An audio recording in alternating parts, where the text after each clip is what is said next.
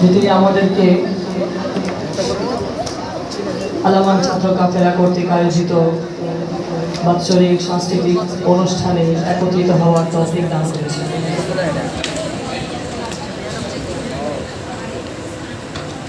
সেখানে অভিব্যক্তি বলার জন্য বলা হয়েছে।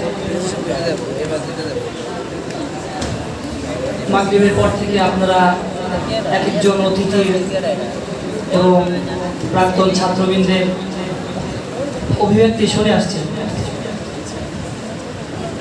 তো নতুন করে আমার কিছু বলার নেই, শুধু এতটুকুই বলবো যে পৃথিবীর শুরু থেকে নিয়ে এই পর্যন্ত যত মানুষই বড় হয়েছে, যতজনই দুনিয়াতে কোনো স্বাক্ষর রেখে গিয়েছে, এর পিছনে কারো না কারো হাত অবশ্যই আছে। যেমন মাগরিবের পরে আমাদের যিনি অতিথি ছিলেন আব্দুল্লাহ আল ফারুক সাহেব হাফিজাহুল্লাহ তাআলা, তিনি তার ঘটনা বলতে গিয়ে বলেছিলেন যে আমি আমার এই লেখক হওয়ার অনুবাদক হওয়ার পেছনে আল্লামা নূর হোসেন কাসেমী রাহিমাহুল্লাহ যে উৎসাহটি ছিল, এই ছোট্ট একটা উৎসাহের কারণে সে আজকে এত তো ঠিক সামনেও যারা বড় হবে এবং উম্মতের জন্য কিছু করবে,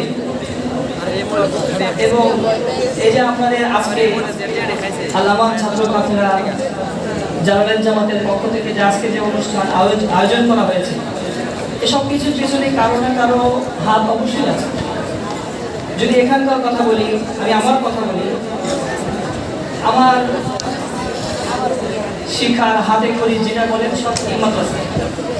আমি একদম হিফজ বিভাগ থেকে মিশকাত জামাত পর্যন্ত এই মাদ্রাসায় অধ্যয়ন করি। বলতে গেলে আমার ইলম আমল যতটুকুই হয় এই মাদ্রাসা থেকে এবং এই মাদ্রাসার আসাদিজা ইকরাম থেকে। এই মাদ্রাসার আসাদিজা ইকরামের